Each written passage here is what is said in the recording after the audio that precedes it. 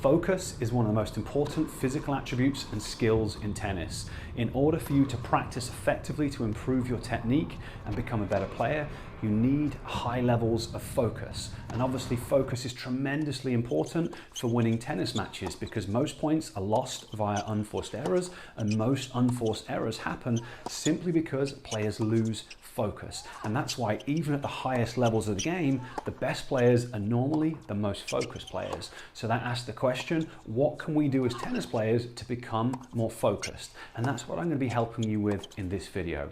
My name is Richard Bryce, tennis hacker.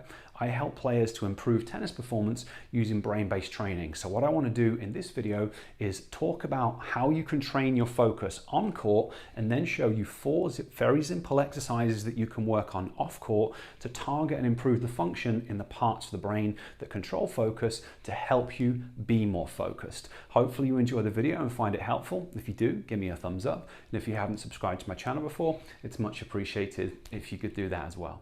Let's start by talking about what you can do on court to improve your levels of focus. And the key thing to understand here is that brains are plastic. They constantly change. They're either getting better or they're getting worse. And that means you have to be very intentional about what you do on court. If when you're practicing and playing matches, you're easily distracted, you're looking around and doing all these different things, the more you do that, the more you train yourself to lose focus. But that also means you can do the exact opposite.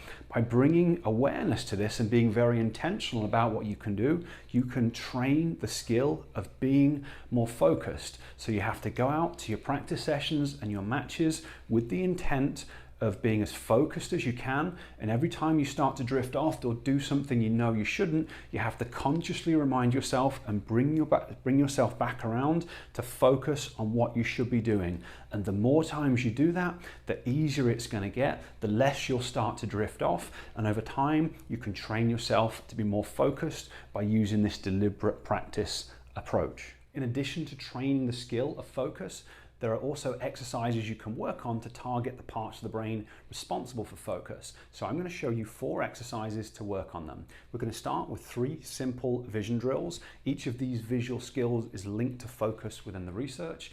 And then we're going to work on a fun game called the Stro Effect. The first exercise we're going to work on is a gaze fixation. So it's a very simple looking exercise, but it's also very powerful. As you can see, all I'm doing is holding a visual target out at arm's length. I'm looking at the target and I'm trying to keep my eyes as still as possible. Now our eyes constantly move, so even when I'm doing this, my eyes are trying to move a little bit. So the act of trying to keep them as still as I can is a tremendous training stimulus for very specific parts of the brain. So the way that you want to do this exercise is in 9 different positions, directly out in front, and then the 8 different points of the compass. And like all exercises, we want to make it progressively more difficult over time. So initially start out for around 5 seconds, then move up to 10 seconds with the goal of being able to do it for 30 seconds in each of these positions. And as you'll find out when you try it, holding your eyes in one spot for 30 seconds is really challenging, but it's a great exercise to work on. You'll just have to build up. The second exercise we're going to work on is the exact opposite of the first exercise. Instead of trying to keep your eyes as still as possible, we're going to try and move them as quickly and accurately as possible. So again, the setup for this is very simple. I'm holding 2 visual targets out at arm's length, and I'm just switching my eyes between the 2 targets, trying to be as accurate as I can and trying to be as fast as I can. And this is another exercise you're going to want to do in multiple different directions. So as a baseline, you want to do horizontal, vertical, and then the 2 different diagonals. So at least 4 different directions. And again, it needs to be progressive. So you need to increase the amount of reps that you do over time. So initially, maybe 10 seconds is going to be a good starting point. But then you can gradually build it up, working up to maybe 2 or 3 minutes in one direction in one go. And if you try that, you'll find out it is a lot harder than it sounds initially. Things can start to get fatigued. So it is something that you'll need to build up to, but it's a really powerful training exercise. The next exercise we're going to work on is a pencil push-up for convergence and divergence, which is how your eyes track inwards and outwards in coordination to track targets that are moving towards and away from you. Again, the setup, very simple, holding a pen at arm's length, keep my eyes focused on the tip of the pen and slowly bring it in towards the bridge of my nose. So your goal is to take it right in between your eyes. You're going to follow the target all the way in and all the way out. And you can see as you go in, or as I go in, my eyes come in together, and as I take the target away, my eyes move out together. And as you do this, you should see a single target all the way in and all the way out. But what can happen for a lot of people is one of the eyes isn't doing this correctly, and one of the eyes won't track inwards properly. So it's a really good idea to record yourself like I'm doing here, because it's very easy to see which eye is doing what it needs to. You just have to make sure that you're going right in between your eyes and not cheating and compensating in some way. If you aren't able to do this, it indicates a problem that will be affecting your ability to focus on court. It's also going to be affecting things like your ball tracking, so it's something you're definitely going to want to work on. And just doing lots of repetitions of this exercise is the first thing you can try to address that.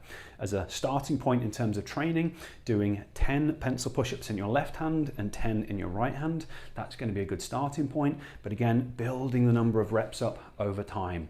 And here again, it's often easier just to set a timer. So maybe you'll set a timer for 1, 2, 3 minutes and just continually work on the exercise as your skills progress. The final exercise that we're going to work on is the Stro Effect. Now you can download free apps for iPhone and for Android, and you can normally get free versions online as well.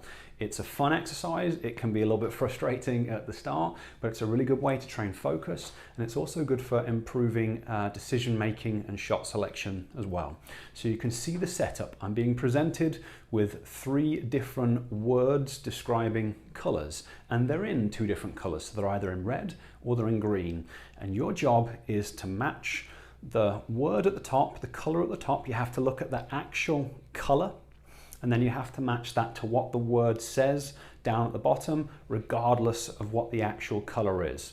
So it's intentionally very distracting to train parts of the brain, so you have to think through it. I've tried explaining this in multiple different ways, and normally the only way to get people to understand it is to just get them doing it.